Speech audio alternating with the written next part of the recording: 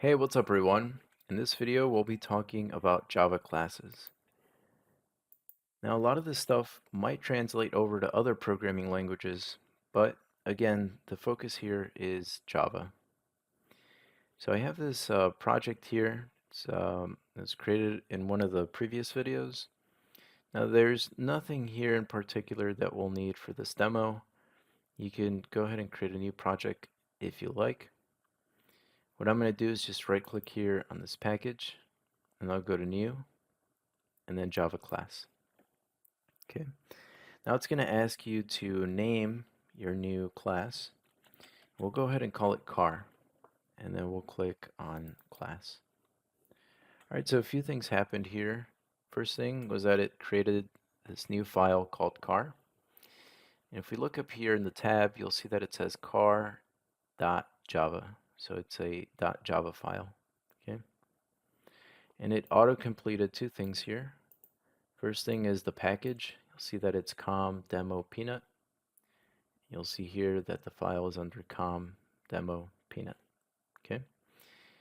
And then more importantly is the second part here. This is called the class header.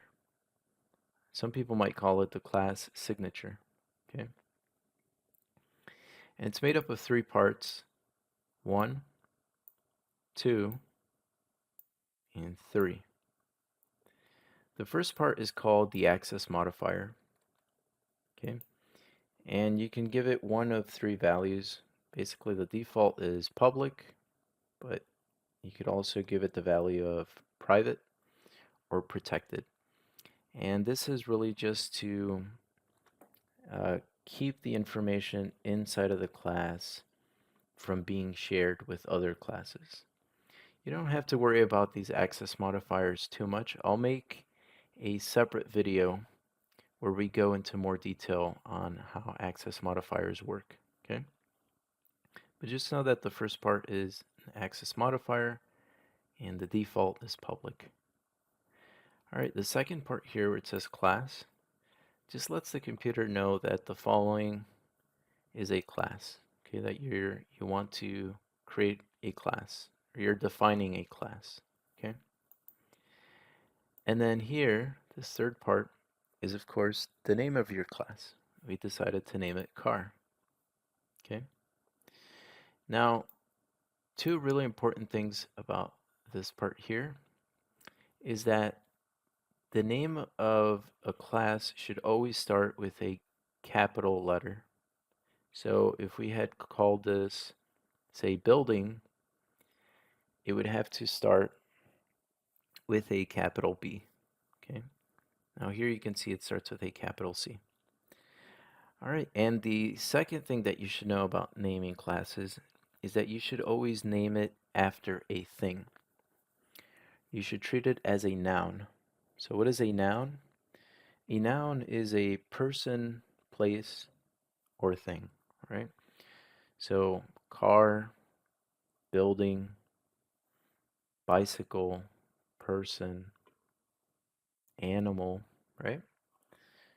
You wouldn't name it something like jump, right? Okay. Now, the reason it's complaining here is not because I named it after a verb. In fact, the IDE can't tell the difference between a noun and a verb. The reason it's complaining is because the name of the class always has to be the same as the name of the file. So if I hover over it, you'll see here it says class jump is public, should be declared in a file named jump.java. But our file is called car.java, so it has to be car. Okay, so these two have to match. And then of course here we have our open and closing curly braces.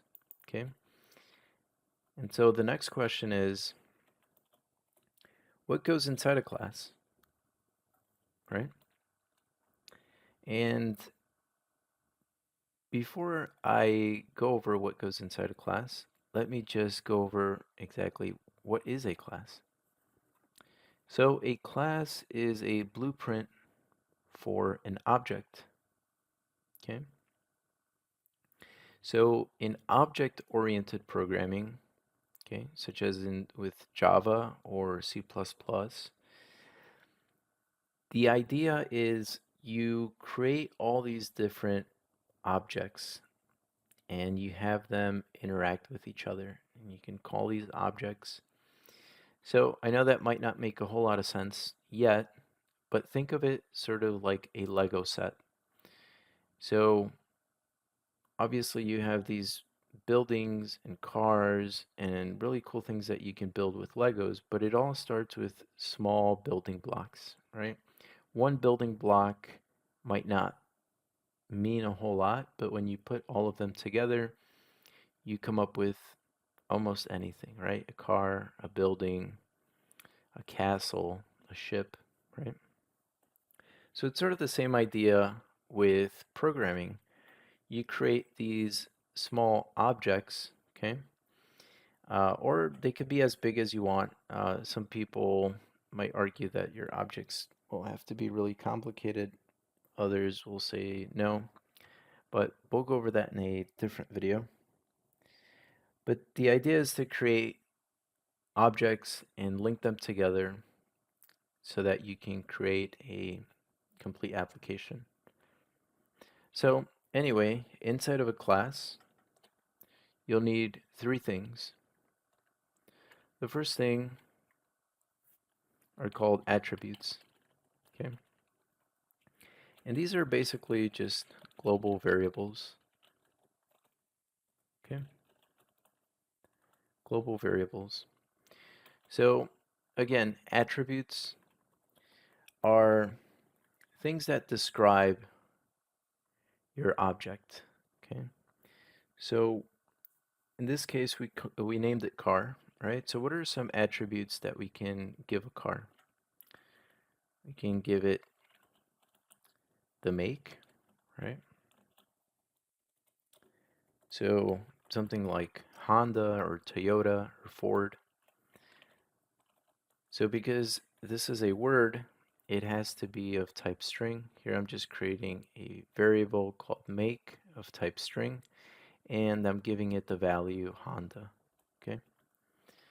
Let's see, what other attribute can we come up with a car? What are some other things that describe it? So we can do something like if it has leather seats. Okay, so we can come up with a Boolean and we'll call it has leather seats. Okay, we'll go ahead and give the value of false. Now here I'm just trying to come up with different variables of different data types. Okay, so we have a string, we have a Boolean. Let's come up with an int. How about the year? Okay, so we'll go ahead year. We'll do 1996. Okay, and then we'll use double for the price. Let's say the price is $500 and 25 cents, something like that. Okay. These could all be strings, these could all be ints or doubles. It's really up to you. Okay. I'm just using different data types here just so you can see that you can use whatever you want. All right, so those are attributes. So this section here is attributes. That's the first part that you need. The second part, let me just write here. So it's 1 out of 3. All right, so the second part that you need is called a constructor. Constructor, okay? And a constructor is written like this. You start off with the access modifier, okay? So public's the default, and then car, open and close parentheses, and then open and close curly brace. All right.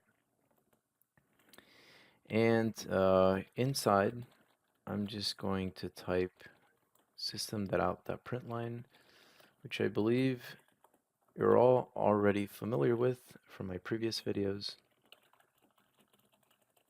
is a constructor. Okay. Or here, let me be more specific. An object, a car object has been created. All right.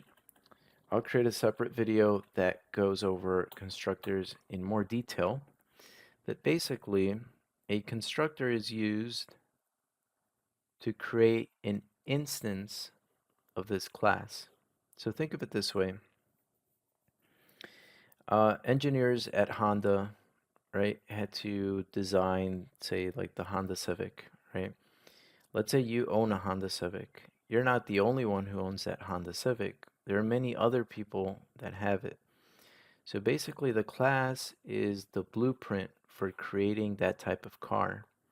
But you can mass produce it, right? You can create many objects out of that blueprint, okay? And so this right here is used in other classes to basically create an object out of this whole blueprint. Don't worry if it doesn't make too much sense, okay? But right now, just know that a class requires three things: some attributes, a constructor, okay? And the third thing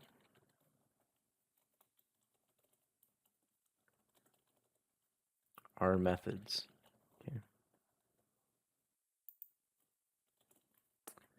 Now the reason I'm putting the S in parentheses here is because this here can be one attribute.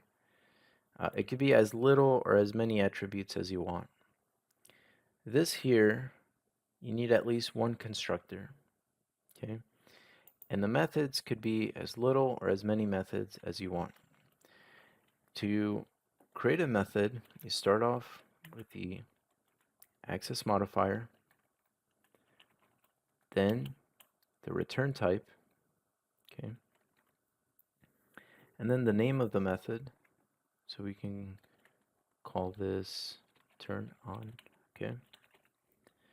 Open and close parentheses, open and close curly braces, and then inside we'll put in another system.out.println command.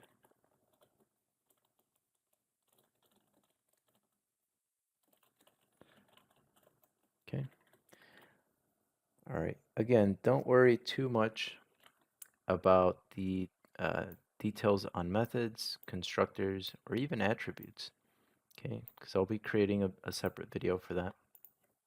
The focus here is that classes, again, are the blueprint for objects. And they contain three things, which are attributes, constructor, and methods. Okay? In a separate class, we can create an object out of this car class. Okay? We'll be doing that in the next video. Okay? But for now, just remember it contains these three things. And then also remember the rules for creating the class signature. Okay, it's made out of three parts. You need the opening and closing curly brace. And remember, the name for the class must always start with a capital letter. And you should always name it after a noun. So after a person, place, or thing. Okay. All right, so that's all for this video. Thanks so much for watching, and I'll see you next time. Thanks.